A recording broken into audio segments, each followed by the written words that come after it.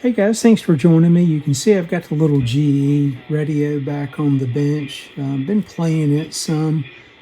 I did notice that the low band reception seems to be a little weak. There's a local station here in my area. I can definitely pick it up, but some of the other stations within 40, 50 miles away can be received, but as you can hear in the background, they're not very strong. So I think the loop antenna is not resonating correctly with the tuning capacitor. You guys know that these receivers were mass produced as quickly and cheaply as possible back in that period of time. But I think we can mitigate the issue pretty quickly. Let me demonstrate what I've done to correct the problem here. For those that have earbuds in or headphones on, you'll hear a loud pop. To the UNC board, but this is my first run in politics, elected politics, and so that his run in 2016. So you can hear the sensitivity now. It increased significantly. And all I did was add a capacitor in series with the tuning capacitor or condenser. It was referred to back in the day back over to the loop antenna. So the tank circuit itself resonates just fine at the higher end of the frequencies. The lower part of the band, though, was overcompensated capacitance-wise. So using a capacitor in series with the tuning condenser, I can lower that value. And let me just walk through the math real quick on how I did that. It's very simple to do.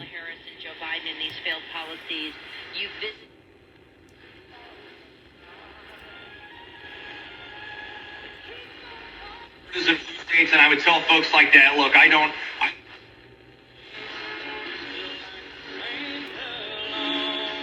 So what I'm going to do in this example, math-wise, I'm going to just use 550 kilocycles or kilohertz.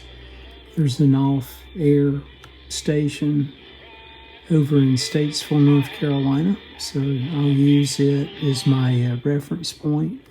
This particular receiver looks like it tunes down to about 540 up to just north of 1600 kilohertz or kilocycles. But we'll leverage the off-air signal, so I'm going to go ahead and peak the receiver at 550. So there we have it peaked at 550, and I'll go ahead and turn the power off for a moment. We'll measure the tuning condenser or capacitor capacitance and just take note of that. Then we'll apply some basic math and calculate what the actual capacitance should be, knowing L, the inductance of the loop antenna, which is 206 microhenries for this particular receiver. By the way, that's the receiver playing with the pattern. And let me just jump across the capacitor, then we'll turn the volume back up and you'll hear the difference in 550, if we can even pick it up at all. Okay, the volume's turned wide open now for 5:50 a.m. and as you can hear, I'm not really able to hear the station very well. Very faint in the background, and again, I'm just jumping across the pattern capacitor that I placed in the circuit.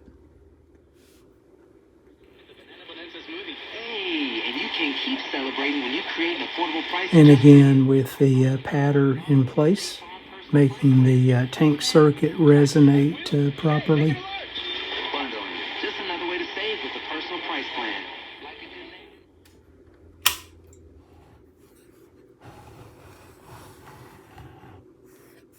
Again, you can see the capacitor that I placed in there. It was one that was close to the value that I needed.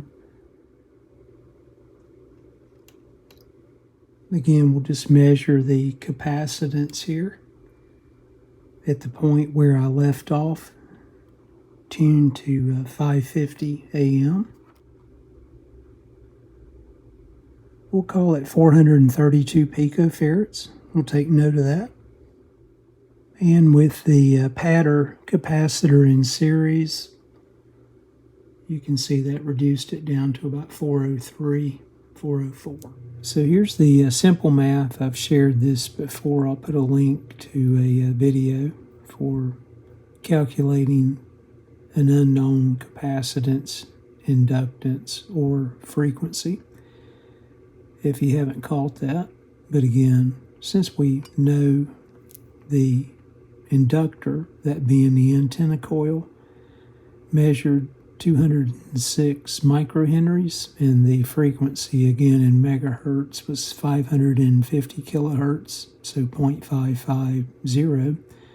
You can see the math. We just take the 25,330, divide that by the 206 times the 0.550 squared. It gives us 406 picofarads. So to calculate the capacitor for the pattern, we can take the 406 times the 432. The 432 again is what we measured when we had the receiver tuned to 550 AM. Divide that by 432 minus the 406. Since we just have two capacitors in series, we can use this formula.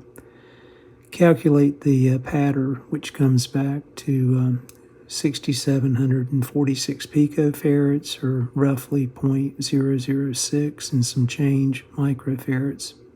We'll go back to the conventional calculations for capacitors in series when there's just two, taking the 432 times the pattern that we put in, divided by 432 plus the pattern of 6746, and you can see that gives us the variable capacitor back at 406 with the pattern. In my case, I read 404.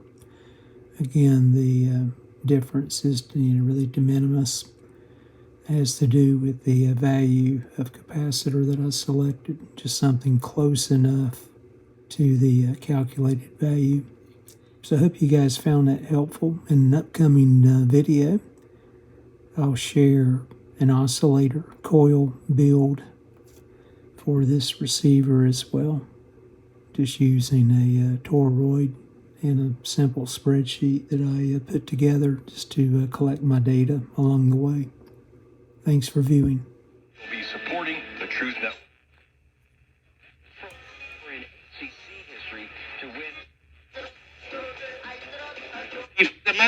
But death on the inside, the solution, the death of Jesus, the gospel, eternal inheritance, 3.